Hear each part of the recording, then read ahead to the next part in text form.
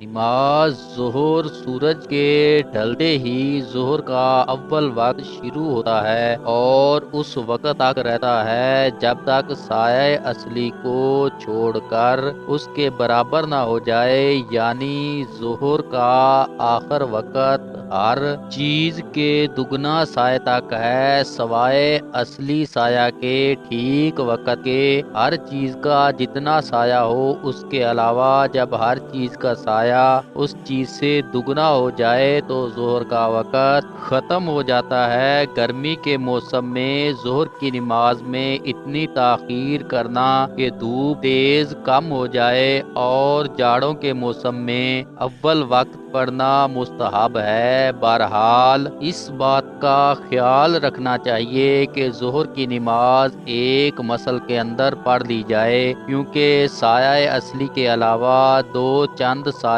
ہونے تک امام صاحب رحمت اللہ کے نزدیک ظہر کا وقت باقی رہتا ہے، اور امام محمد رحمت اللہ اور امام ابو یوسف رحمت اللہ کے نزدیک سایہ اصلی کو چھوڑ کر سایہ یکچند ہو جائے تو ظہر کا وقت ختم ہو جاتا ہے۔ لہذا ایک مسل کے اندر نماز پڑھ لینے میں ہی احتیاط ہے۔ سایہ اصلی کی شناخت کی ترکیب یہ ہے کہ ایک بالکل سیدھی لکڑی لے کر ہموار زمین میں گاڑی جائے۔ لکڑی کسی جانب کو جھکی ہوئی نہ ہو بلکہ بالکل سیدھی رہے۔ جب تک اس لکڑی کا سایہ اس لکڑی سے چھوٹا رہے گا اس وقت تک جو کہ آفتاب چڑھ رہا ہے، اور جس وقت سایہ اصل لکڑی سے بڑھنے لگے تو سمجھنا چاہیے کہ زوال شروع ہو گیا۔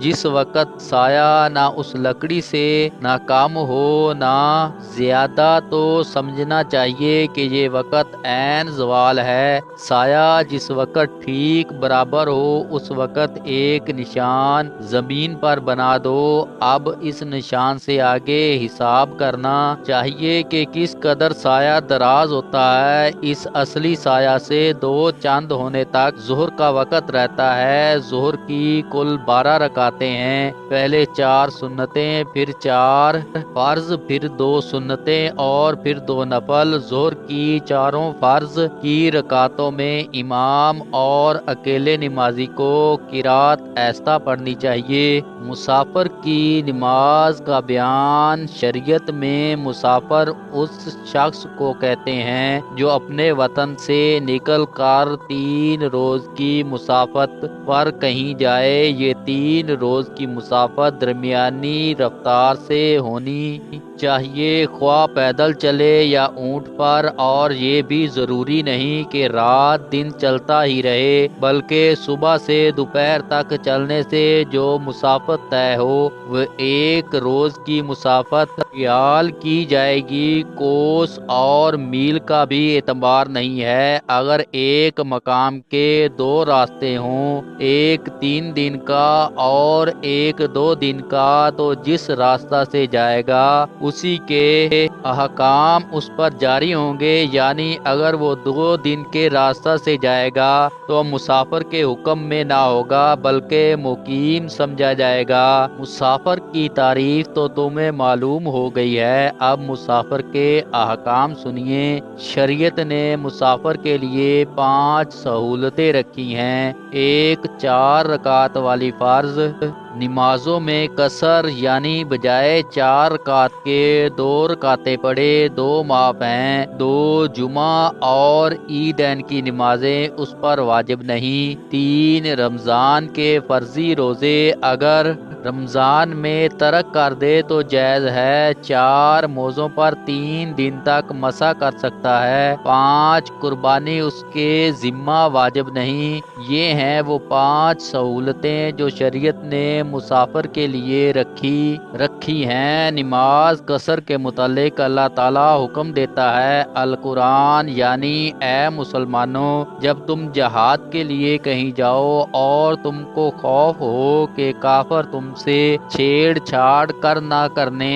سکیں تو تم پر کچھ گناہ نہیں کہ نماز میں سے کچھ گھٹا دیا کرو، بے شک کافر تو تمہارے کھلے دشمن ہیں۔ اس لیے آگے اللہ تعالیٰ نے نماز سفر و نماز خوف کے احکام و کیفیت بیان کی ہے۔ ان آیات سے صاف طور پر ثابت ہوتا ہے کہ خوف و سفر کی حالت میں 4 رکعت والی فرض نماز کو قصر کرنا چاہیے۔ اللہ تعالیٰ کا فضل و کرم ہے، یہاں ہمیں خوف کا معاملہ درپیش نہیں، البتہ سفر کی حالت باقی ہے، اور سفر اعلیٰ العلوم ہر شخص کو پیش آتے رہتے ہیں۔ لہٰذا ہمیں پہلے اس سوال پر غور کرنا چاہیے کہ حالت امن میں سفر ہو تو نماز قصر کرنی چاہیے یا نہیں، کیونکہ مذکورہ بالا آیات سے تو یہ ثابت ہوتا ہے کہ جہاد کے لیے جو سفر ہو اس میں قصر نماز کرنی چاہیے۔ حالت سفر میں قصر صلاۃ واجب ہے۔ اس سوال کے جواب میں یاد رکھنا چاہیے کہ حالت سفر میں ہمیشہ نماز قصر کرنی چاہیے، اگرچہ وہ حالت امن میں ہو۔ چنانچہ نسائی میں اعلیٰ بن امیہ سے روایت ہے کہ میں نے حضرت عمر بن خطاب سے پوچھا کہ قرآن مجید کی اس آیات سے یہ معلوم ہوتا ہے کہ صرف حالت خوف میں قصر کیا جائے گا؟ حضرت عمر رضی اللہ عنہ نے اس کے جواب میں فرمایا، اے یا اعلیٰ، جس طرح تجھ کو اس آیات کے مفہوم سے تعجب ہوا مجھے بھی ہوا تھا۔ میں نے آن حضرت صلی اللہ علیہ وسلم سے دریافت کیا تو فرمایا، خدا کا تم پر صدقہ ہے، تم اس صدقے کو قبول کرو۔ اس حدیث سے صاف پایا جاتا ہے کہ حالت سفر میں قصر صلاۃ واجب ہے، اور اس کا تراک گناہ گار، کیونکہ اصول ہے امر کا صیغہ وجوب کو جاتا ہے اور تراک وجوب گناہ گار ہوتا ہے۔ الغرض قصر صلاۃ کا وجوب کتاب و سنت کا سبب ہے۔ تفسیر نفی میں ہے کہ قصر صلاۃ کے جواز کے لیے خوف شرط ہے، چنانچہ خوارج کا اسی پر عمل ہے، لیکن جمہور کے نزدیک خوف شرط نہیں، جیسا کہ مذکورہ بالا حدیث سے ثابت ہوتا ہے۔ قسطلانی نے تفسیر ثعلبی سے نقل کیا ہے کہ فرمایا ابن عباس رضی اللہ عنہ نے کہ وہ پہلی نماز جس میں رسول اللہ صلی اللہ علیہ وسلم نے قصر کیا وہ نماز عصر تھی، اور یہ واقعہ اسقان میں غزوہ اتحاد میں پیش آیا۔ در مختار کی تصریح کے مطابق قصر صلاۃ کا حکم سن 4 ہجری میں نازل ہوا۔